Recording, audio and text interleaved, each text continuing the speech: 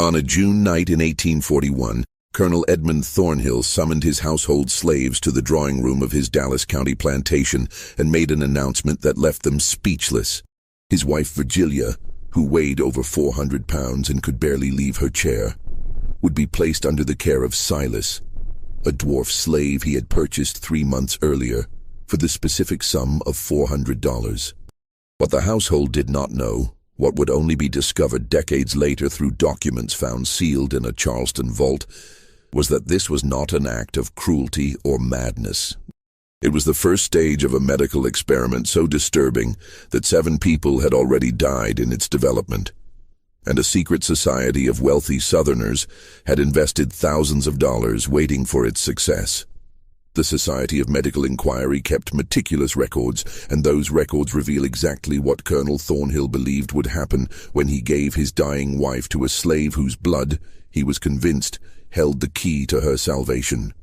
Before we continue with the story of Thornhill Manor and the nightmare that unfolded behind its closed doors, make sure to subscribe to Liturgy of Fear and hit that notification bell. And tell us in the comments, what state or city are you listening from? Now, let us descend into one of Alabama's darkest and most carefully hidden secrets. What happened in the weeks following that announcement would shock even the colonel himself, and the truth would be buried for generations. Colonel Edmund Thornhill returned to Dallas County in late February 1839. His left arm stiff from a Creek warrior's tomahawk that had shattered bone at the Battle of Horseshoe Bend 25 years prior. The wound had never properly healed, leaving him with a permanent reminder of Andrew Jackson's campaign and a morphine dependency that local physicians whispered about in private. At 52, Thornhill carried himself with the rigid bearing of military discipline, his gray eyes perpetually narrowed as if surveying enemy territory. His plantation, inherited from his father-in-law after the old man's convenient death from apoplexy in 1837, sprawled across 1,800 acres of prime cotton land along the Alabama River. The manor itself rose 3 stories from the red clay earth, a Greek revival structure with imposing white columns that seemed to judge anyone approaching up the long oak-lined drive. Locals called it Thornhill Manor, though the property deed still bore the name Ridgemont, a detail that would later prove significant. The house contained 23 rooms, most of which remained closed and unused, their furniture draped in white sheets like shrouded corpses. The basement, which extended far deeper than necessary for a typical root cellar, was strictly off-limits to all household slaves, except for 2 trusted men who never spoke of what they saw below. Dallas County in 1839 was a place of rigid hierarchies and unspoken rules. The county seat of Cahaba, situated at the confluence of the Alabama and Cahaba rivers, had briefly served as Alabama's state capital before flooding drove the government to Montgomery. The displacement left Cahaba with a peculiar character, a town of faded grandeur populated by former legislators, ambitious planters, and the kind of men who viewed the frontier as a laboratory for social experimentation. The population numbered roughly 4,000, with slaves outnumbering free whites by nearly 3 to 1. Cotton was king, but beneath the genteel veneer of plantation society, darker currents flowed. Virgilia Thornhill, born Virgilia Catherine Ridgemont, had once been considered the belle of Mobile society. Portraits from her youth showed a slender woman with delicate features and intelligent dark eyes. But by 1839, at 41 years of age, she had transformed into something that polite society struggled to acknowledge. Her condition, which modern medicine would recognize as a severe thyroid disorder combined with edema, had caused her weight to balloon to an estimated 400 pounds. She could no longer climb stairs without assistance. Her breathing, especially in Alabama's suffocating summer humidity, came in labored gasps that could be heard throughout the manor's first floor. What made Virgilia's situation particularly tragic was her mind, which remained as sharp as ever, trapped inside a body that betrayed her with every movement. She spent her days in a specially reinforced chair in the drawing room, surrounded by medical texts that she read voraciously, desperately searching for some explanation, some cure for her condition. Her husband's attitude toward her had transformed from distant politeness to something that servants whispered resembled clinical fascination. He watched her the way a naturalist might observe a specimen, taking notes in a leather journal he carried everywhere. The household staff consisted of 19 slaves, most of whom worked the fields and lived in the quarters behind the main house. But 6 house servants witnessed the peculiar dynamics of the Thornhill marriage firsthand. There was Esther, the head cook, a woman in her 50s whose scarred hands testified to years of labor. Her daughter Celia served as Virgilia's personal attendant, a position that required discretion and blind loyalty. 2 brothers, Marcus and Isaiah, maintained the grounds and served as the colonel's personal attendants, their faces carefully blank whenever they assisted him with his late-night trips to the basement. An older woman named Judith managed the household's daily operations with quiet efficiency, and a young girl named Penny, no more than 12, cleaned the upstairs rooms and was instructed never to enter the colonel's private study.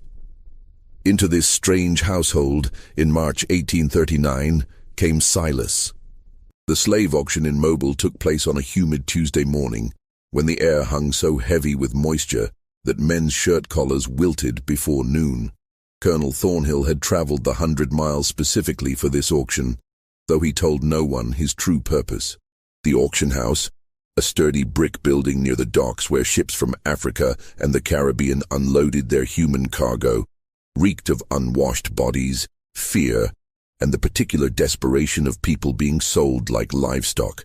Silas stood on the auction block at precisely 11 o'clock, and the crowd's reaction was immediate. At 3 feet and 9 inches tall, he was a dwarf, a condition that made him simultaneously fascinating and disturbing to the assembled planters. But what truly caught attention was his bearing. Unlike the other slaves who kept their eyes downcast, Silas met the gaze of potential buyers with an unsettling directness. His body, though diminutive, was powerfully built, his arms disproportionately muscular for his size. His face, weathered beyond his 30-something years, bore a scar that ran from his left temple to his jaw, a souvenir from some past violence. The auctioneer, a red-faced man named Dempsey, seemed uncomfortable. "This here is Silas, brought up from the Creole auctions in New Orleans. Previous owner was a Dr. Beauchamp of Louisiana, deceased under unfortunate circumstances. Silas is literate, speaks French and English, has knowledge of medicinal plants and, certain other specialized skills." That phrase, "other specialized skills," caused murmurs in the crowd. Several planters exchanged glances and walked away. In the slave economy of 1839, certain euphemisms carried dark implications. A literate slave was dangerous. One with specialized skills was potentially lethal. But Colonel Thornhill stepped forward, his face betraying no emotion. "What exactly are these specialized skills, Mr. Dempsey?" The auctioneer leaned down, lowering his voice, though several others could still hear. "The previous owner used him for breeding purposes, Colonel. Claims he's sired 17 children, all healthy, all valuable. Also says he has knowledge of anatomy and medical procedures, assisted the doctor in his practice. Some question about the nature of that practice, which is why we are selling him cheap." Thornhill's eyes narrowed with interest. "How cheap?" $400, sir. Half what you would pay for a prime field hand, considering his, physical limitations." The bidding was brief. A planter from Montgomery offered $300, another went to $350. But when Thornhill called out $400 in a voice that brooked no competition, the others fell silent. Money changed hands, papers were signed, and by noon, Silas was shackled in the back of Thornhill's wagon, beginning the long journey to Dallas County. They traveled for 3 days, stopping at roadside taverns where Silas remained chained in the wagon bed. Thornhill barely spoke to his new acquisition, except to offer water and hard biscuits. But on the second night, camped beside the road under a moon that turned the Alabama landscape silver and strange, the colonel finally broke his silence. "Can you truly read, Silas?" "Yes, master." The voice was deep, incongruous, coming from such a small frame, with an accent that suggested education beyond what any slave should possess. "And your knowledge of medicine? Is that true, or was Dempsey inflating your value?" Silas turned his head, meeting Thornhill's gaze in the firelight. "Dr. Beauchamp trained me for 8 years, master. He believed that small hands were advantageous for certain delicate procedures. I assisted in over 200 surgeries before his death. And what caused his death? Yellow fever, master. Same epidemic that killed half of New Orleans in 37. Thornhill studied him for a long moment. "You are lying. I checked the death records before I came to Mobile. Dr. Henri Beauchamp died of arsenic poisoning. The inquest could not determine if it was accidental or murder. You were sold by his widow specifically to remove you from New Orleans before certain questions could be asked." Silas said nothing, but something flickered in his eyes, something that might have been respect for the colonel's thoroughness, or perhaps recognition of a kindred calculating intelligence. "I do not care what happened in New Orleans," Thornhill continued. "That is the past. What matters is what you can do for me. I have work that requires discretion, intelligence, and a strong stomach. Do you possess those qualities?" "What kind of work, master?" "Medical work. Experimental in nature. You will assist me, and in return, you will have a private room in the manor, better food than field slaves, and access to my medical library. You will also have certain privileges that others do not enjoy, but you will speak to no one about what we do. If you betray my confidence, your death will be slow and creative. Do we understand each other?" "Yes, master." "Good." Thornhill leaned back, his damaged arm cradled against his chest. "When we arrive at the manor, you will meet my wife. You will be respectful, obedient, and attentive to her needs. She suffers from a condition that conventional medicine cannot cure. I intend to try unconventional methods." They arrived at Thornhill Manor on a Thursday afternoon when storm clouds gathered on the horizon and the air crackled with pre-storm electricity. The household slaves came out to meet the wagon, their faces carefully neutral as they regarded the new arrival.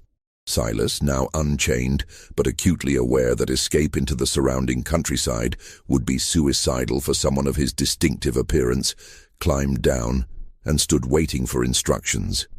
Virgilia Thornhill received him in the drawing room, seated in her reinforced chair near the window where afternoon light illuminated her with cruel clarity.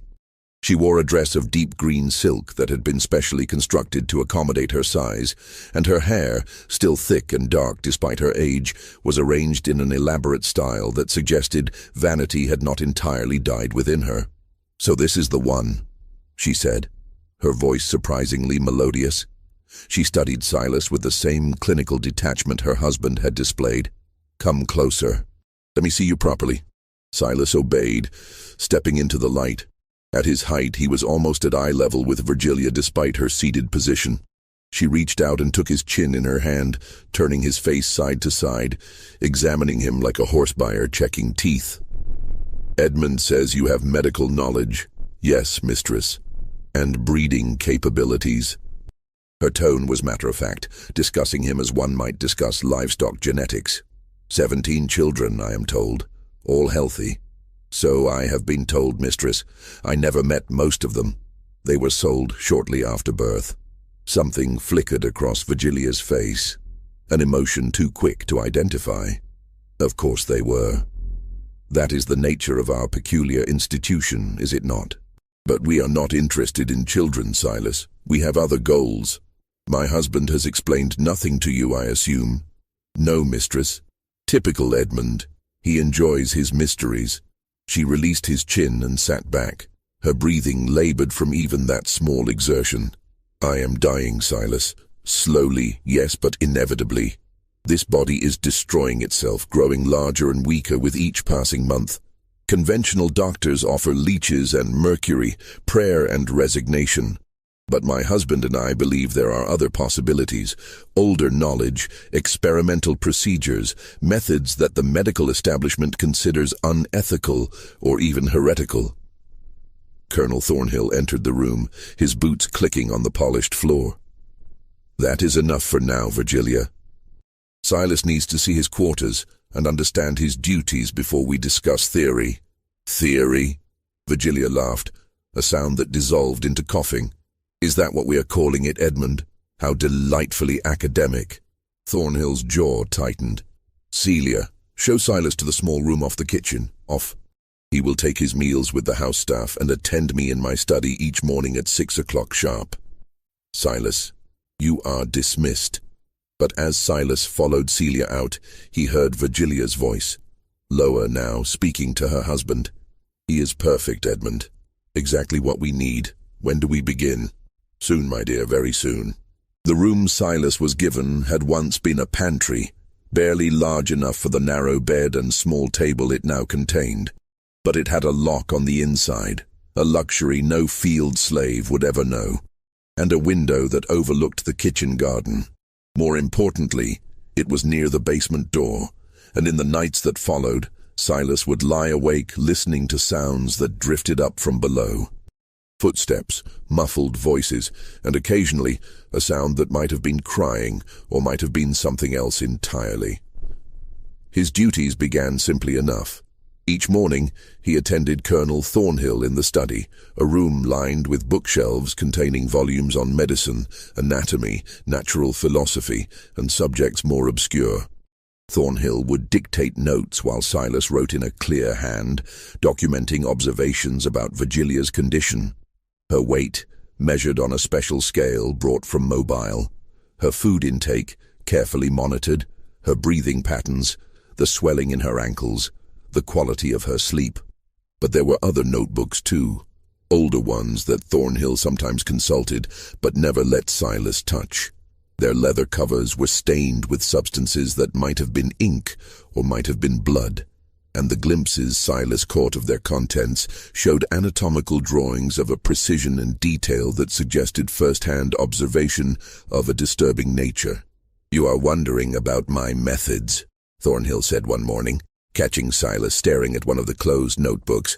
"That is natural. Curiosity is the mark of intelligence. But you must understand something, Silas. Medicine as it is currently practiced is barbaric. Leeches and laudanum, prayer and ignorance. The human body is a machine, complex yes, but ultimately understandable. The ancients knew this. The Egyptians, the Greeks, they studied anatomy through direct observation. But then came the dark ages of Christian morality, where touching a corpse was sin and knowledge was heresy. He pulled down one of the older volumes, its pages yellowed with age. There are men in Europe even now who understand that progress requires sacrifice, who recognize that some knowledge can only be gained through methods that society considers immoral. I studied with one such man in Charleston, before the war, Dr. Nathaniel Rutledge, Constance's father. He taught me that the boundaries between life and death, health and disease are more fluid than we imagine. That with the right techniques, the right understanding, we can transfer vitality from one vessel to another. Silas kept his face carefully neutral. Transfer vitality, master? Have you never wondered why some people thrive while others waste away? Why a child can survive injuries that would kill an adult, or why some bloodlines seem cursed with illness while others flourish? It is not God's will, Silas. It is biology, and biology can be manipulated. Over the following weeks, Silas learned the true nature of his duties.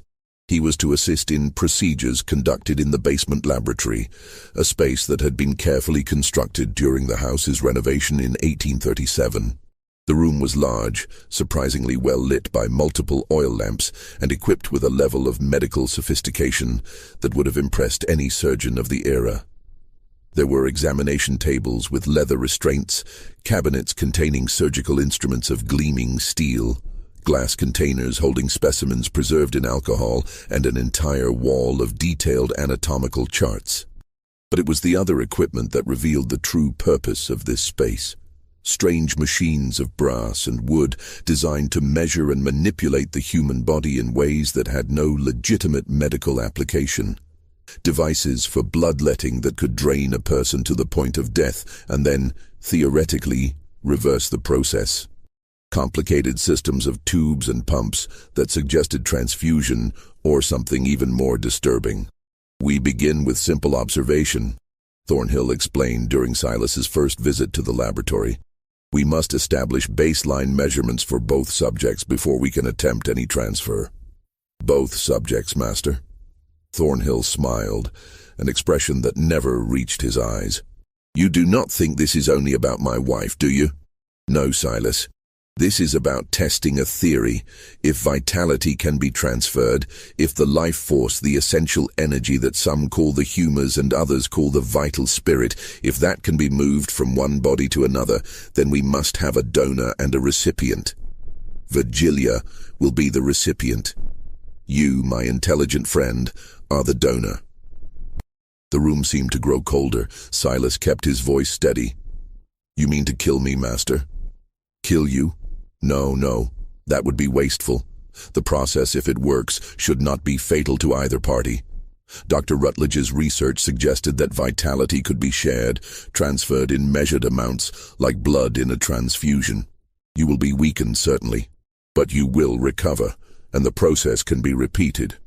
Think of it as donating blood, but instead of blood, we are transferring something more fundamental.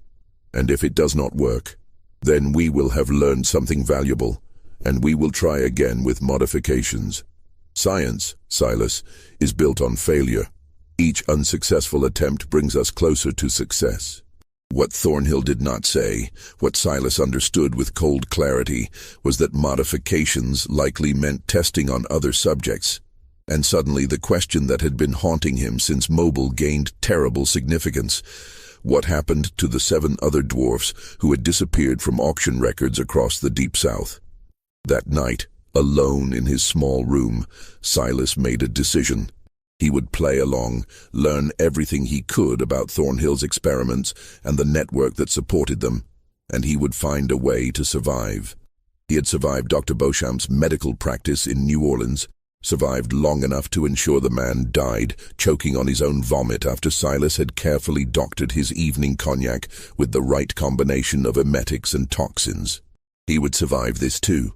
But as he lay in the darkness, listening to footsteps descending to the basement laboratory, listening to Virgilia's labored breathing as she was helped down the stairs by Celia and Marcus, Silas wondered how many others had lain in similar rooms, in similar plantations across the South, making similar plans that never came to fruition.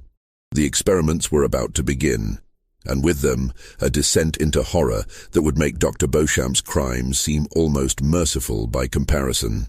3 weeks after Silas's arrival, a visitor came to Thornhill Manor. Dr. Constance Rutledge arrived in an elegant black carriage on a Wednesday morning when the smell of magnolia blossoms hung thick in the air. At 57, Rutledge was tall and rail-thin, with a beard gone nearly white, and eyes of such pale blue they seemed almost colorless. He carried himself with the authority of a man accustomed to deference, and the household slaves instinctively lowered their gaze when he passed. Silas, observing from the kitchen window as he helped Esther prepare the noon meal, noted the wooden cases that Marcus and Isaiah carefully unloaded from the carriage. The cases were heavy, requiring both men to carry each one, and they bore no markings or labels. They were taken directly to the basement laboratory.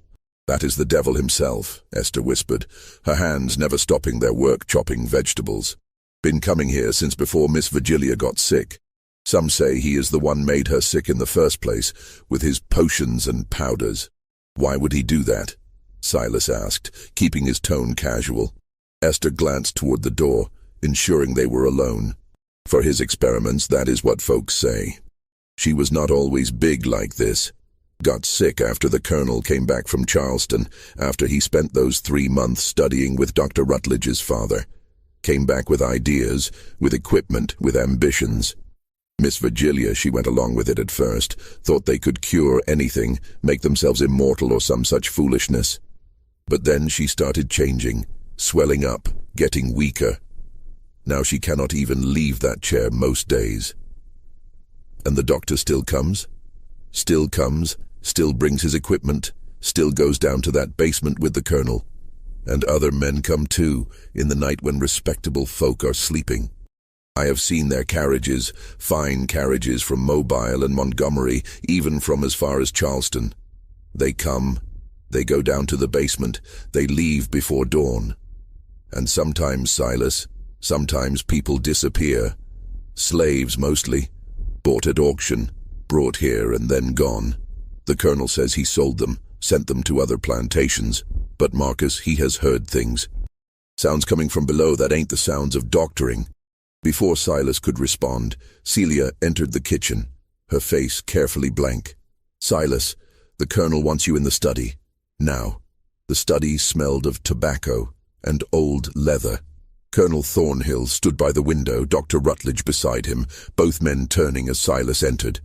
Rutledge's pale eyes fixed on him with an intensity that was almost physical. "So this is the specimen," Rutledge said, circling Silas like a buyer at an auction.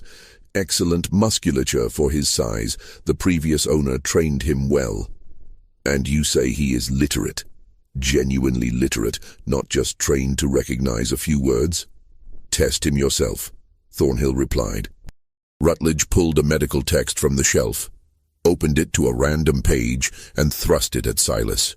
"Read this passage, out loud." Silas read a dense paragraph about the treatment of suppurating wounds, pronouncing even the Latin terminology correctly. Rutledge's eyebrows rose. "Remarkable. And he assisted in surgeries, you said?" "According to his previous owner's records, yes. Over 200 procedures. Even more remarkable. Tell me, Silas, do you understand what we are attempting here?" Silas chose his words carefully. "The master says you believe vitality can be transferred between individuals, Doctor. That the life force is not fixed but can be manipulated through medical intervention." Rutledge smiled, an expression that transformed his severe face into something almost animated. "He understands. Edmund, this is perfect. Not just a donor, but an intelligent observer who can articulate his experience during the process. This could provide invaluable data." "That was my thought," Thornhill agreed. "If the procedure causes discomfort or sensation that might indicate efficacy, Silas can describe it in detail. Assuming he remains conscious, the pain might be considerable." Rutledge studied Silas with renewed interest. "How is your pain tolerance, boy? Can you maintain composure under duress?" "I have been a slave for 31 years, Doctor. I have learned to endure." "Good. Because what we are about to do has never been successfully completed. Oh, there have been attempts, experiments conducted by the Society of Medical Inquiry going back decades. My father was among the founding members, and his research forms the basis for our current approach. But the technique requires precision, timing, and a willingness to push beyond the boundaries that squeamish men call ethics." He walked to Thornhill's desk and unrolled a large anatomical chart covered in handwritten notes and diagrams. Silas, despite himself, moved closer to see. The chart depicted two human figures connected by an elaborate system of tubes and needles. Notes in meticulous handwriting described a process that seemed to combine bloodletting, transfusion, and something more esoteric involving humoral balance and vital essence transfer. The theoretical basis drew from ancient medicine, medieval alchemy, and what seemed to be original research conducted on subjects whose consent was clearly never considered. "We begin with bloodletting," Rutledge explained, his finger tracing the diagram.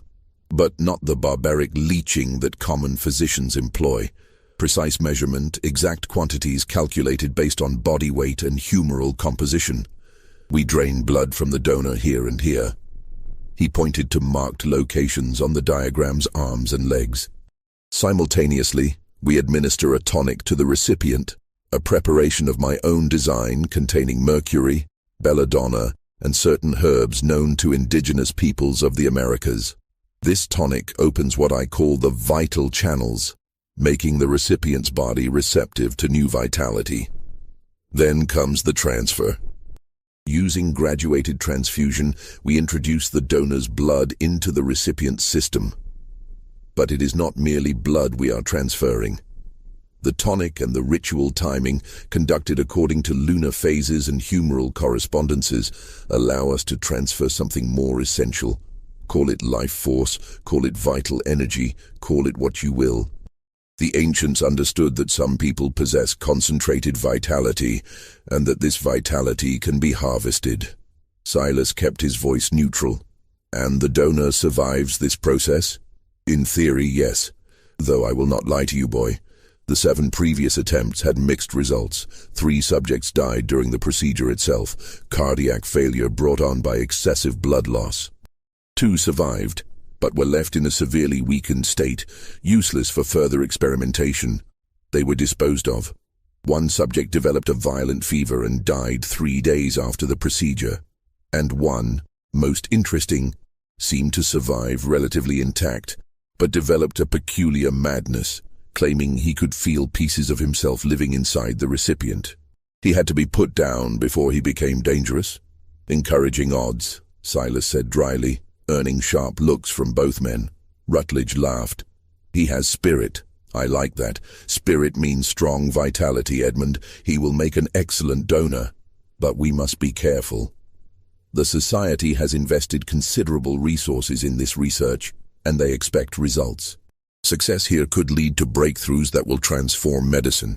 Imagine a world where the young and vital could extend the lives of the wealthy and wise, where senators and presidents need not fear age or disease because they have access to renewal through controlled transfer. The implications for society are staggering. When do you wish to proceed? Thornhill asked. The new moon is in 6 days. That provides optimal conditions according to the humoral calendar. We will need the recipient prepared, the donor prepared, and absolute privacy. No household slaves can know the exact timing or witness the procedure itself. Can you ensure discretion? Marcus and Isaiah are loyal. They will guard the doors and ensure no one interrupts. And your wife? Is she prepared? Virgilia understands what we are attempting. She is eager to begin. Rutledge nodded slowly. Then we proceed in 6 days. I will return the day before with the final equipment and tonics. In the meantime, Edmund, keep the donor well-fed and healthy. We need him at peak vitality for the transfer to have maximum effect. Any weakness or illness in him could compromise the entire procedure. As Silas was dismissed and returned to the kitchen, his mind raced. 6 days. He had 6 days to decide whether to attempt escape, knowing that as a dwarf slave running through rural Alabama, he would be captured within hours, or to submit to a procedure that had a 7/8 failure rate resulting in death or worse. But there was a third option, one that Dr. Beauchamp had taught him through bitter experience. If you cannot escape and you cannot refuse, then you manipulate the situation to your advantage. You watch. You learn. You wait for the moment when your captor's confidence makes them careless, and then you strike. That night, Silas began preparing. His room contained little, but what he had was enough. A small knife used for cutting vegetables, smuggled from the kitchen. A bottle of laudanum he had palmed from Thornhill's study when the colonel's attention was elsewhere. And most importantly, his mind, which held knowledge that Beauchamp had imparted during 8 years of training, knowledge of anatomy and toxicology that most physicians never learned. He also began listening more carefully to the house, mapping its rhythms and secrets. The basement laboratory could be reached by 2 routes: the obvious door off the kitchen and a second entrance from the colonel's ground-floor bedroom, a door concealed behind a bookshelf. The laboratory itself had no windows, but the ventilation system necessary to remove the fumes from chemical experiments led to a grating on the north side of the house. And most tellingly, Silas discovered that he was not the only one making preparations. On the 3rd night before the scheduled procedure, he woke to sounds of movement in the house. Creeping to his door, he peered out to see Celia descending to the basement, carrying fresh linens. An hour later, she emerged looking shaken, her hands trembling as she climbed back to the upper floor. The next morning, Silas found a moment alone with her in the washhouse. "You saw something," he said quietly. "Last night." Celia's eyes widened with fear. "I cannot talk about it. The colonel will have me whipped if I say anything. I am going to be in that basement in 3 days, Celia. Whatever you saw, I need to know." She glanced around, ensuring they were alone, then leaned close. "There are cages down there, Silas. iron cages built into the walls. And in one of them there is a man, or what is left of a man. He cannot speak, cannot do anything but stare. His skin is wrong, covered in marks like he has been cut open and sewn back up dozens of times. The colonel says he is a failed experiment, kept alive for observation. When I brought the linens, Dr. Rutledge was measuring him, writing notes about how long he had survived in his current state. How long has he been there? I do not know. Months at least. Maybe longer. Silas, they are going to do worse to you. I have heard them talking. This is not about curing Miss Virgilia. This is about something else, something they call the ultimate experiment. They talk about it like preachers talk about salvation, like it is the most important thing in the world, and they do not care who dies to achieve it. Silas absorbed this information, feeling his options narrow further. If there was already a subject being kept in the basement, a failed experiment, then Thornhill and Rutledge had gone far beyond theoretical research. They were conducting systematic human experimentation, and the Society of Medical Inquiry, whatever that organization was, supported and funded their work. Celia, if something happens to me, if the procedure goes wrong, you need to tell people what you have seen, tell the other slaves, tell anyone who will listen. She shook her head frantically. No one will believe a slave's word against the colonel's. Even if they did, the society would protect him. They have members in every major city in the South, judges and politicians and wealthy men. Marcus says they are like the Freemasons, but worse, a secret brotherhood devoted to this twisted medical research. They protect each other, cover up scandals, make evidence disappear. If I talk, I will just disappear too.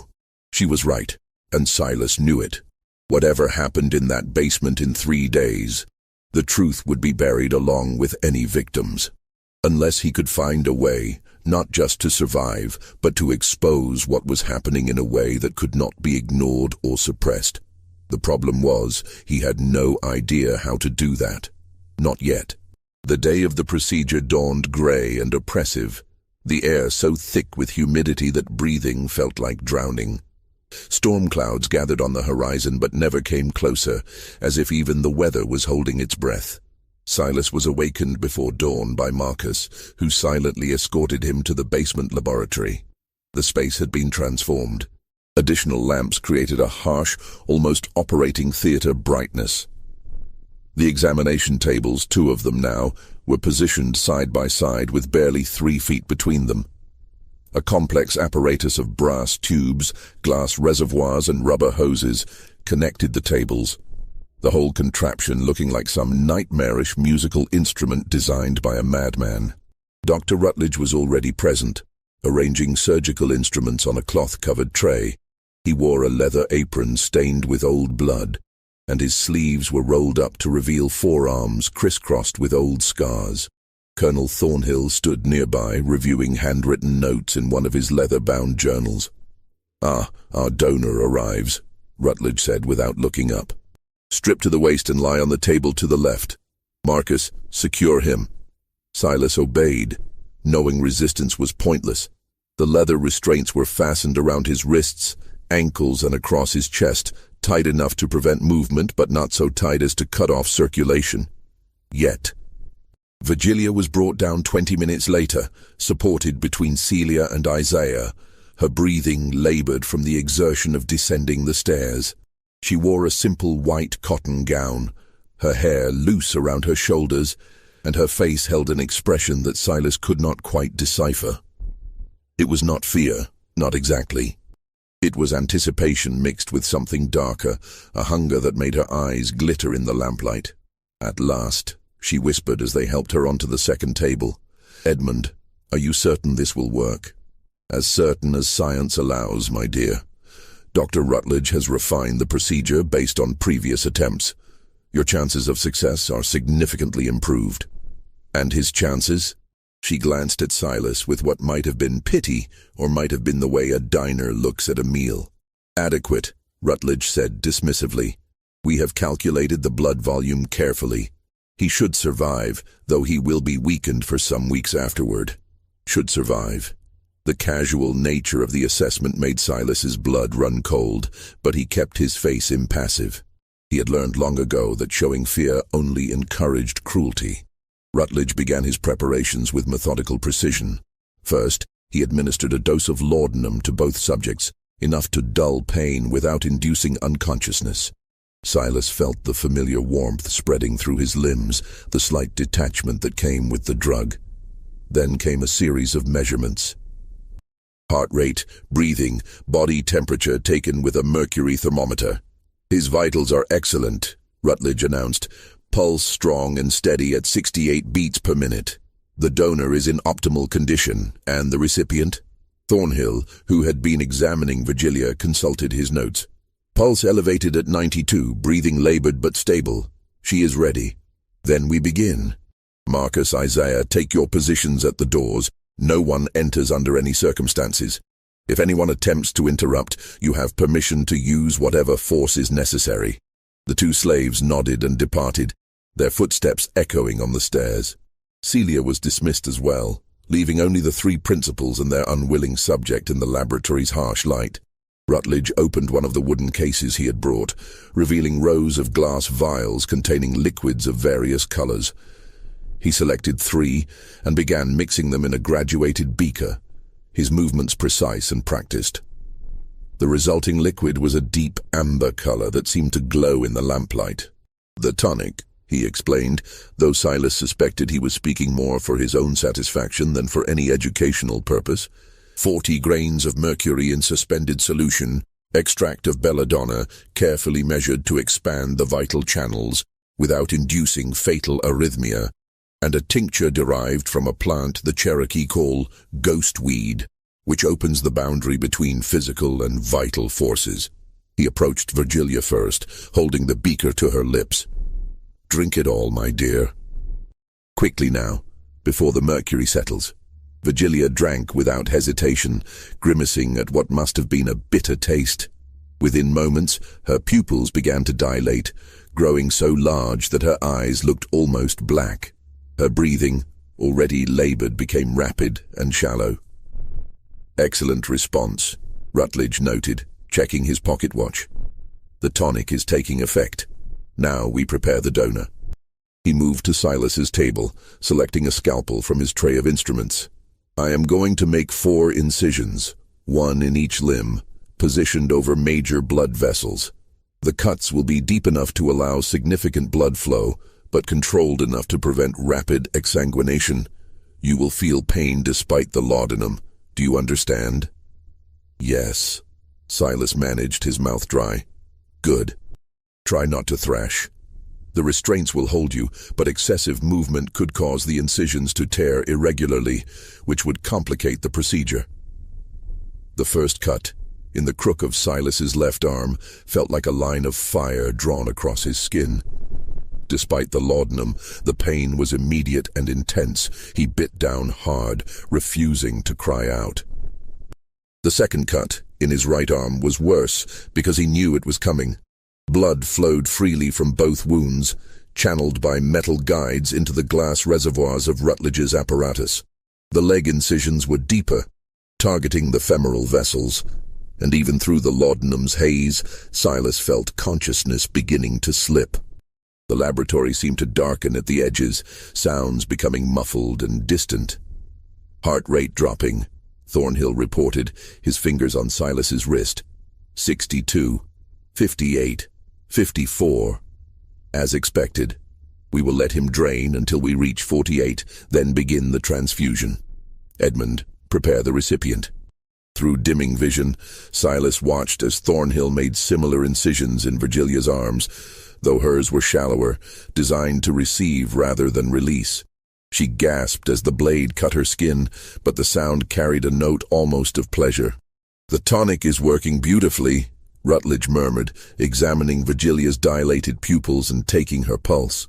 "Her vital channels are wide open. She will receive the transfer with maximum efficiency." Time became elastic, stretching and contracting unpredictably. Silas felt his blood leaving his body, felt the weakness spreading through his limbs like cold water. The glass reservoirs filled with dark red liquid, measured and monitored by Rutledge with obsessive precision. 48 beats per minute, Thornhill announced. We have reached the threshold. Begin transfusion, Rutledge commanded.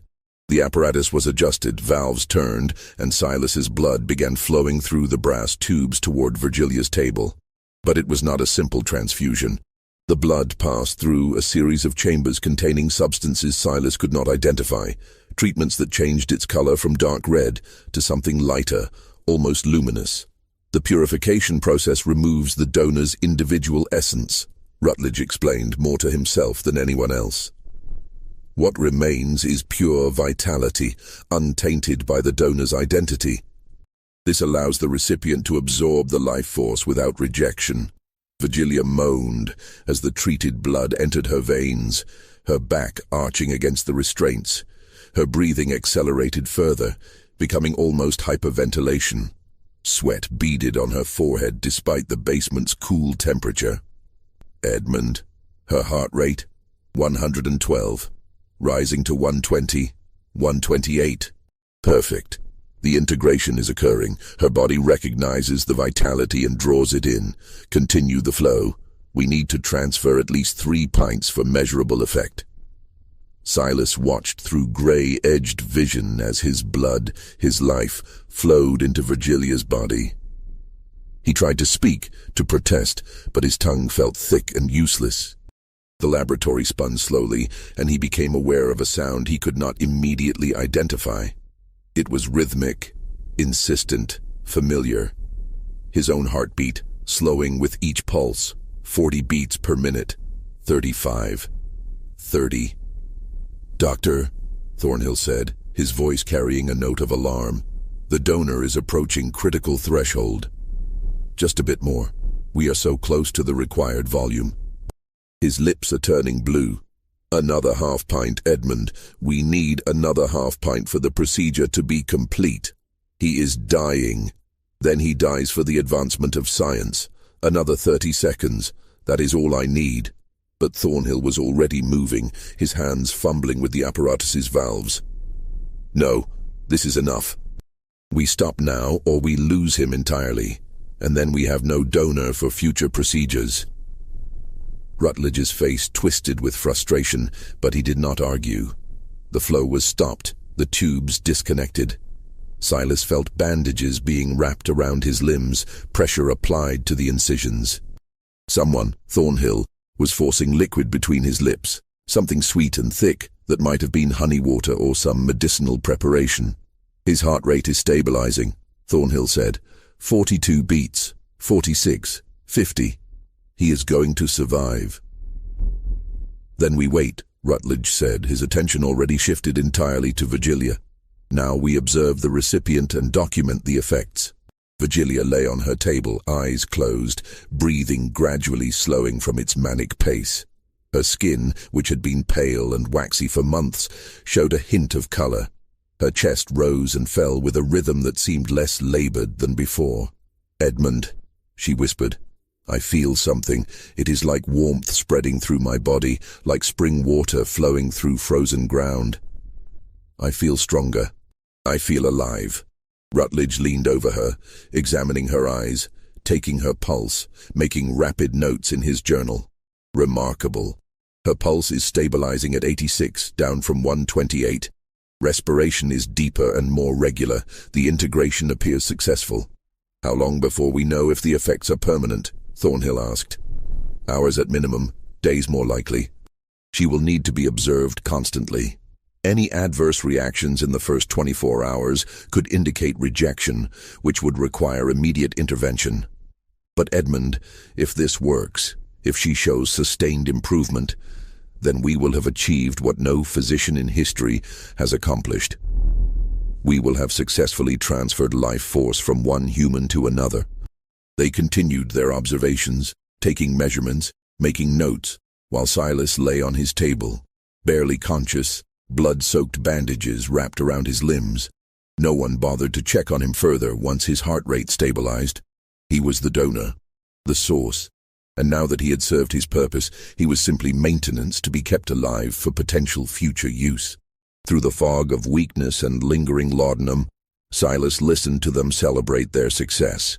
He listened to Virgilia describe the sensations flowing through her body, the feeling of renewed vitality, the hope that she might actually recover. He listened to Thornhill and Rutledge plan future procedures, discussing optimal intervals between sessions, calculating how much blood could be safely taken without permanently damaging the donor. And he began to understand something that should have been obvious from the beginning. This was never about curing Virgilia. This was about testing a methodology that could be sold to the wealthy and powerful.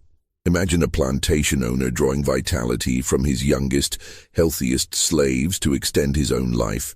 Imagine senators and industrialists maintaining youth and vigor by harvesting life force from carefully selected donors. The implications, as Rutledge had said, were staggering and monstrous. Hours passed. Eventually, Marcus and Isaiah returned to carry Silas back to his room, dumping him on the narrow bed with minimal care. Esther appeared with broth and bandages, her face carefully blank as she tended to his wounds. "Drink this," she commanded, holding a cup to his lips. "You have lost too much blood. You need to drink as much as you can, build your strength back." "The man in the cage," Silas whispered, his voice barely audible. "How long has he been there?" Esther's hands stilled momentarily. 9 months, near as I can tell. He was not always like that. When they first brought him down, he could still talk, still beg. Now he just stares. They keep him alive with tubes and force feeding, keep him breathing so they can study what their experiments did to him. What did they do? Things I got no words for. Things that ain't right, that ain't natural, that God never meant for one person to do to another. And it ain't just him, there have been others. 7 others before you came, all bought at auction, all disappeared after the colonel and that devil doctor did their work. Where are they now? Esther's eyes filled with tears she refused to let fall. Buried in the woods past the north field. Marcus knows where. He is the one they make dig the graves.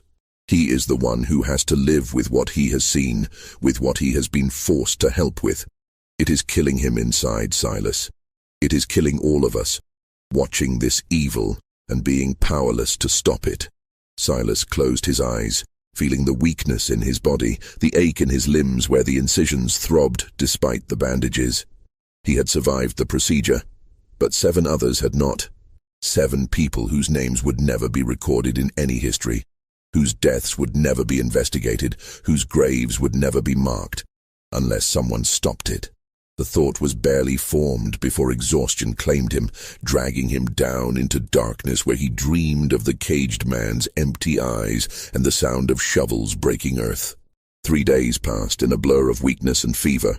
Silas drifted in and out of consciousness, aware of Esther's hands changing his bandages, of bitter medicine forced between his lips, of voices discussing his condition as if he were not present. The incisions in his limbs grew inflamed, showing signs of infection despite Esther's careful tending. On the 4th day, his fever broke, and he woke to find Dr. Rutledge standing beside his bed, examining the wounds with clinical detachment. "The infection is responding to treatment," Rutledge announced to Thornhill, who stood in the doorway. "He should recover full function within 2 weeks. The blood loss was substantial but not permanently damaging. He will be suitable for a second procedure within 6 weeks. And Virgilia?" Thornhill asked. "Showing remarkable improvement. Her breathing is significantly better. The edema in her ankles has reduced by nearly 40%, and she has lost approximately 15 pounds. She was able to climb the stairs to the 2nd floor yesterday, something she has not managed in over a year. Then the procedure was a complete success." "Preliminary success, Edmund. We need additional transfers to determine optimal frequency. But yes, the fundamental theory has been proven. Vitality can be successfully transferred from donor to recipient, with measurable physiological improvement." They left, and Silas understood with cold clarity what he had become. Not a slave, but livestock. A renewable resource to be harvested until his body gave out. The door opened again and Celia slipped in, carrying soup. She glanced over her shoulder before speaking, her voice barely above a whisper. "Silas, you need to get your strength back. You need to be able to move when the time comes. What time? The time when we run. Marcus and I have been planning it for months. We were waiting for the right moment. This is it. They will hunt us down within hours. We are not running south. We are running north, and we have help. People who help slaves escape.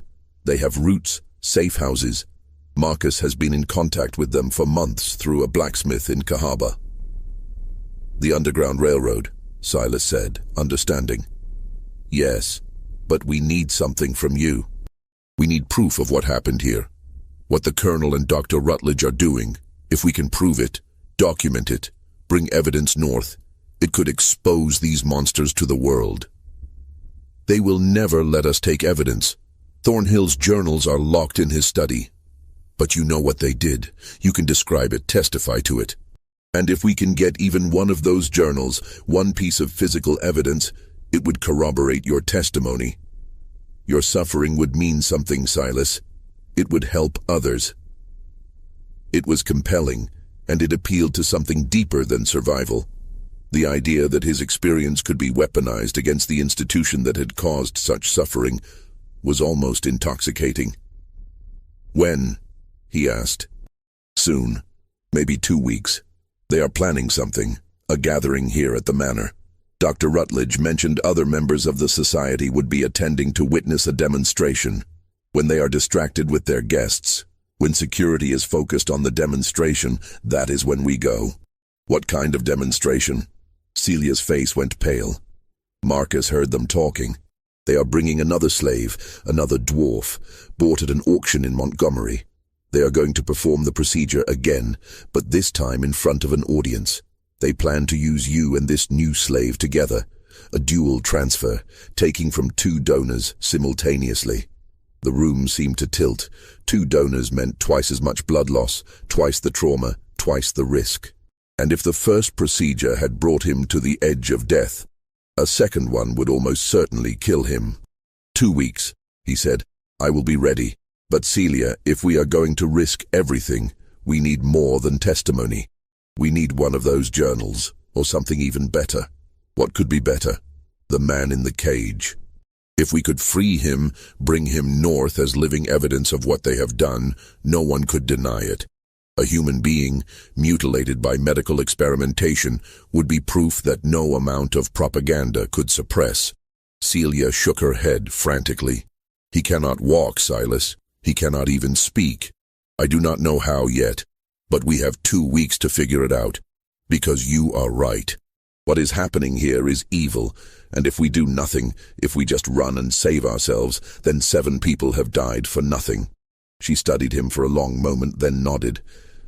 Marcus will come tonight. You 2 can plan together. But Silas, be careful. If they suspect anything, they will kill us all. They have too much invested in this work, too many powerful people supporting them. After she left, Silas forced himself to eat despite nausea.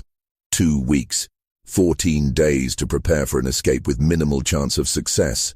But even a minimal chance was better than certain death. He thought of the 7 graves in the woods beyond the North Field. 7 people whose names he did not know, whose stories would never be told. They deserved better. They deserved to be remembered, to have their deaths mean something. And Silas was going to make sure they did, or die trying. 12 days later, Thornhill Manor buzzed with preparation. The Society of Medical Inquiry was sending 7 representatives from across the South. Planters, physicians, and natural philosophers, all wealthy enough to pursue experiments that conventional medicine would condemn, and powerful enough to ensure their activities remained hidden. The second slave had arrived 3 days prior. His name, according to the bill of sale Silas glimpsed, was Abel. 26 years old, 4 feet tall, described as docile and healthy. He was kept isolated on the 3rd floor, fed well and monitored constantly. Silas caught a glimpse of him once. A young man with a broad face and frightened eyes who looked up at footsteps with an expression that broke Silas's heart. He knew what was coming. On Thursday evening, 2 days before the gathering, Silas found an opportunity he had been waiting for. Thornhill sent him to the study to retrieve a medical text, and for the first time in weeks, the room was unoccupied. Silas moved quickly to the shelves containing the journals. There were dozens of them, leather-bound volumes arranged chronologically. He selected one from 1837, 2 years before his arrival, and flipped through it quickly. The contents made his stomach turn. Page after page of clinical descriptions of procedures performed on slaves whose names were noted only as numbers. Subject 7, Subject 12, Subject 23. Detailed drawings showed incisions, measurements of blood loss, observations of subjects' conditions as they weakened and died. Thornhill had been conducting these experiments for at least 5 years, and the procedures were not all blood transfers. Some involved organ removal, others tested the limits of human pain tolerance, still others explored what happened when various toxins were administered in increasing doses. It was systematic torture masquerading as medical research, happening at Thornhill Manor for years while Dallas County society remained ignorant or deliberately blind. Silas slipped the journal inside his shirt. It was reckless, but he needed to review it properly, needed to identify the procedures that would be most damning if exposed. He would return it before Thornhill noticed its absence. Back in his room by candlelight, Silas spent hours reading.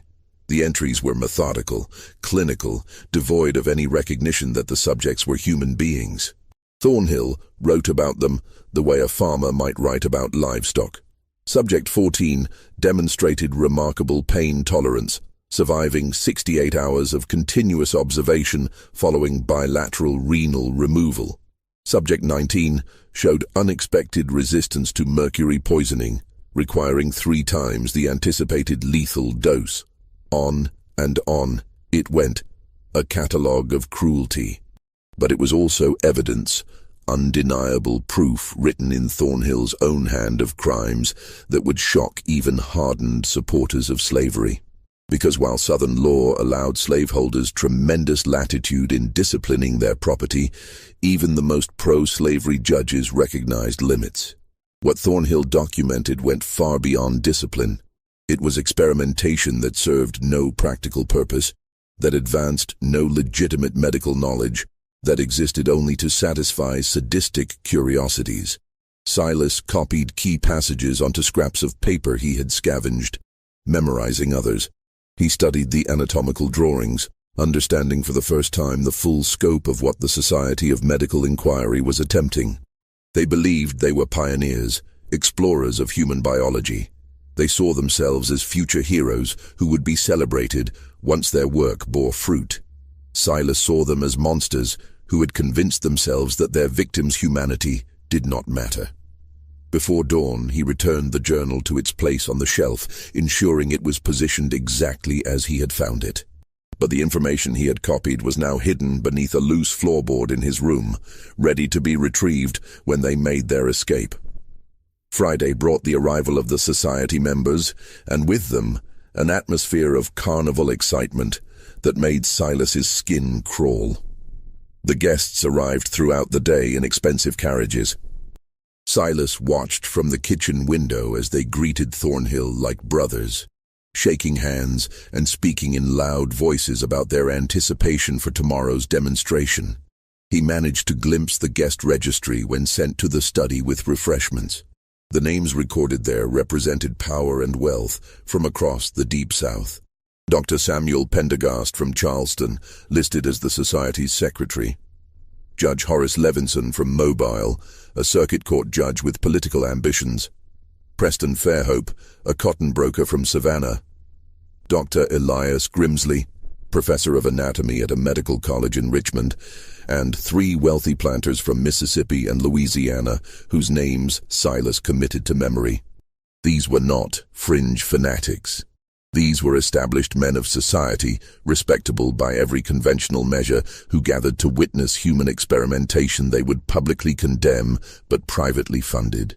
Dinner Friday evening was elaborate, with Esther and the kitchen staff preparing courses that used up a month's worth of provisions. Silas, required to serve at table alongside Marcus, stood silently while the guests discussed their expectations for the demonstration. "I confess skepticism about the transfusion method," Judge Levinson said, his jowls quivering. Previous attempts at blood transfer have resulted in universally fatal outcomes. What makes your procedure different, Edmund? The purification process, Thornhill replied, gesturing with his wineglass. Dr. Rutledge has developed a method of treating the donor blood to remove individual humoral characteristics while preserving vital essence. The recipient's body accepts it as raw vitality rather than foreign material. And you can demonstrate measurable improvement in the recipient?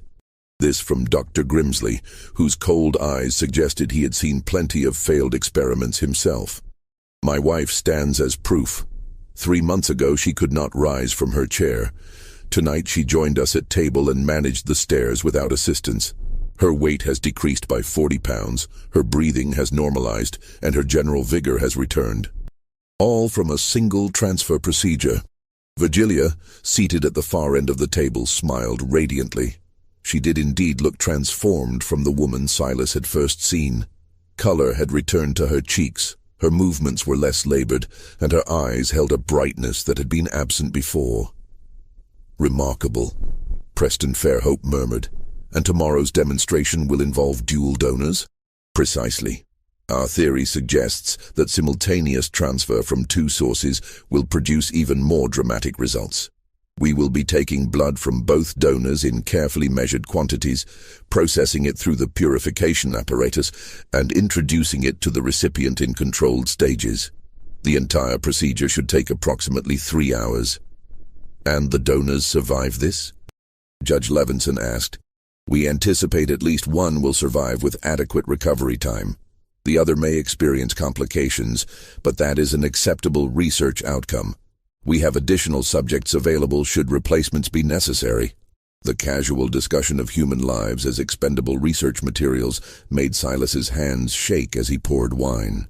Marcus, standing beside him, remained perfectly still, but Silas could feel the tension radiating from him. After dinner, as the guests retired to the drawing room for cigars and brandy, Marcus and Silas found a moment alone in the kitchen. Tomorrow night, Marcus whispered, during the demonstration. That is when we go. Abel, Silas said, we cannot leave him. Silas, we cannot save everyone. If we try to free him during the procedure, we will be discovered immediately. Then we do not free him during the procedure, we free him after, when they are distracted by whatever results. The chaos will be our cover. Marcus closed his eyes. You are asking us to risk everything for a man who might already be too damaged to survive the journey. I am asking us to be better than them, to remember that every life matters, even when the law says it does not. A long silence stretched between them. Finally, Marcus nodded. Celia has the travel supplies hidden in the smokehouse. The wagon will be waiting 2 miles north on the river road at midnight. We have a 4-hour window before they realize we are gone and start searching. It is not much, but it is all we have. Just when we thought we had seen it all, the horror in Thornhill Manor intensifies. If this story is giving you chills, share this video with a friend who loves dark mysteries, hit that like button to support our content, and do not forget to subscribe to never miss stories like this. Let us discover together what happens next. Saturday evening arrived with oppressive humidity that made the air feel solid. The basement laboratory had been prepared for observers, with chairs arranged in a semicircle around the 2 examination tables. Additional lamps created a theatrical brightness that made the space feel both clinical and nightmarish. Silas and Abel were brought down separately. Abel was crying silently, tears streaming down his face as Isaiah helped him onto one of the tables. Silas climbed onto his table without assistance, his jaw set, his mind focused on survival and what would come after. The society members filed in, taking their seats with the anticipation of theater-goers awaiting a performance. They carried notebooks and pencils, prepared to document what they witnessed. Dr. Rutledge, wearing his blood-stained leather apron, explained the procedure in detail, while Thornhill prepared the instruments. Gentlemen, what you are about to witness represents the culmination of decades of research into the nature of human vitality. We will be transferring life force from 2 donors simultaneously to a single recipient, my colleague's wife. who suffers from a degenerative condition that conventional medicine cannot address. He gestured to Virgilia, who had been positioned in a specially designed reclining chair near the tables. She wore a simple white gown, her hair loose, and her expression was one of eager anticipation. The procedure begins with precise incisions at 4 points on each donor, targeting major blood vessels. The blood flows through our purification apparatus, which removes individual characteristics while preserving vital essence. The purified vitality is then introduced to the recipient through controlled transfusion. The entire process is carefully monitored to prevent fatal exsanguination of the donors. "How much blood will you take from each donor?" Dr. Grimsley asked, his pencil poised over his notebook. "Approximately 3 pints from each, for a total of 6 pints introduced to the recipient. This exceeds the volume taken in the previous successful procedure, but our calculations suggest the recipient can absorb this quantity with dramatic effect." "And if the donors cannot survive losing 3 pints?" Rutledge smiled coldly. "Then we will have established the upper limits of sustainable donation, which is valuable data in itself. Science requires sacrifice, gentlemen. That is the nature of progress." The procedure began with brutal efficiency. Rutledge made the incisions on both donors simultaneously, working with a speed that spoke of extensive practice. Blood flowed into the glass reservoirs, dark and thick in the lamplight. Abel screamed, a sound that filled the laboratory and made several observers shift uncomfortably in their chairs. Silas bit down on the leather strap they had given him, refusing to make a sound that would give them satisfaction. The pain was worse than the first time because his body was still recovering. Each heartbeat sent agony through his limbs, and the laboratory began to darken at the edges of his vision. He could hear Rutledge calling out measurements, hear Thornhill responding with Abel's vital signs, hear the society members murmuring observations and questions. 3 pints. They were taking 3 pints of blood from each of them, and Silas knew with certainty that this was too much. The first procedure had taken him to the edge of death with less volume. This would kill him, kill Abel, kill them both while these men watched and took notes. But then something unexpected happened. As the purified blood began flowing into Virgilia's veins, as her body began absorbing the transferred vitality, she started convulsing. Her back arched, her hands clutched at the chair's armrests, and a sound emerged from her throat that was neither scream nor moan but something more primal. "Edmund!" Rutledge shouted, her heart rate, "it is escalating dangerously." 140 beats per minute, Thornhill called out, his voice tight with alarm. 150, 160, this is tachycardia, we need to stop the transfusion. Not yet. We are so close to complete transfer, her body is just adjusting to the increased volume. But Virgilia's convulsions worsened. Foam appeared at the corners of her mouth, and her eyes rolled back until only the whites showed. The society members were on their feet now, some moving closer for better observation, others backing toward the stairs. "Stop the procedure," Thornhill commanded, abandoning Abel's table to rush to his wife's side. "She is dying, Constance. Stop it now." Rutledge finally turned the valves, halting the flow. But the damage was done. Virgilia's body went rigid, every muscle locked in spasm, and then suddenly went limp. The silence that followed was absolute, except for Abel's whimpering and the sound of blood still dripping into the reservoirs. Thornhill pressed his fingers to his wife's throat, searching for a pulse. His face went white. "No, no, this cannot be happening. Constance, do something." Rutledge moved to examine Virgilia, his hands moving with clinical precision even as his eyes showed something that might have been panic. Cardiac arrest. The heart could not handle the volume or the intensity of the transfer.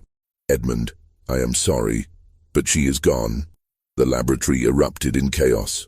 Society members shouted questions, some demanding answers, others already moving toward the stairs, clearly wanting to distance themselves from the failed experiment. Thornhill stood frozen beside his wife's body, his hands shaking, his face a mask of disbelief. In the confusion, no one noticed Marcus and Isaiah moving toward the examination tables. No one saw them quickly bandaging Silas's and Abel's wounds with strips of cloth. No one noticed Celia appearing at the laboratory door with bundles of supplies. "Now," Marcus hissed, helping Silas off the table. Silas's legs nearly gave out, but Marcus held him up. Isaiah did the same for Abel, who could barely remain conscious. They moved toward a corner of the laboratory that the chaos had left unguarded. Behind a tall cabinet stood a second door, one that led to the tunnel system Silas had learned about during his observations. It was used for moving supplies, and presumably for disposing of bodies when experiments went wrong. The tunnel was dark and smelled of earth and decay. Marcus led the way with a single lantern, moving as quickly as the wounded men could manage. Behind them, they could hear shouts from the laboratory, hear Thornhill's voice rising in anguish and rage. "He will realize we are gone soon," Celia whispered, supporting Abel on his other side. "When he does, they will come after us with dogs and guns. Then we move fast," Marcus said grimly. "The tunnel exits near the north field. From there it is half a mile through the woods to the river road." But Silas stopped, leaning heavily against the tunnel wall. "The man in the cage. We cannot leave him." "Silas, there is no time. There is always time to choose who we are. Marcus, please." Marcus cursed under his breath, but doubled back toward a side passage. 2 minutes later, he returned supporting a skeletal figure whose eyes stared at nothing. The caged man was lighter than he should have been, his body wasted by months of captivity and experimentation. They emerged from the tunnel into the cool night air, the smell of magnolias almost overwhelming after the basement stench. Behind them, they could hear shouts growing louder. Thornhill had discovered their escape. The journey through the woods was agony. Silas's legs threatened to give out with every step. Abel drifted in and out of consciousness, and the caged man had to be carried. But Marcus knew every path, every hidden trail, and Celia moved with desperate determination. They reached the river road just as bells began ringing at the manor, the alarm being raised. A covered wagon waited in the shadows, driven by a free black man named Josiah, who asked no questions, simply gestured for them to climb in. "There is a checkpoint 5 miles north," Josiah said quietly, as the wagon lurched forward. "We get past that, and we have a chance. You will need to stay absolutely silent." They huddled in the wagon bed, covered by tarps and sacks of grain. Silas felt Abel's labored breathing beside him, felt the caged man's stillness, felt his own consciousness threatening to slip away. He clutched the papers hidden in his shirt, the copied journal entries that proved what had happened at Thornhill Manor. The checkpoint was terrifying. Voices outside, lanterns swinging close, someone asking Josiah about his cargo. But Josiah's papers were in order, his manner was calm, and after long minutes, the wagon rolled forward again. They traveled for 3 days through the Underground Railroad network, moving from safe house to safe house, always north. Abel regained some strength. The caged man never spoke, but his eyes began to focus, to show some awareness of his surroundings. And Silas, despite his weakness, spent hours each night adding to his written testimony, documenting everything he had witnessed. Epilogue.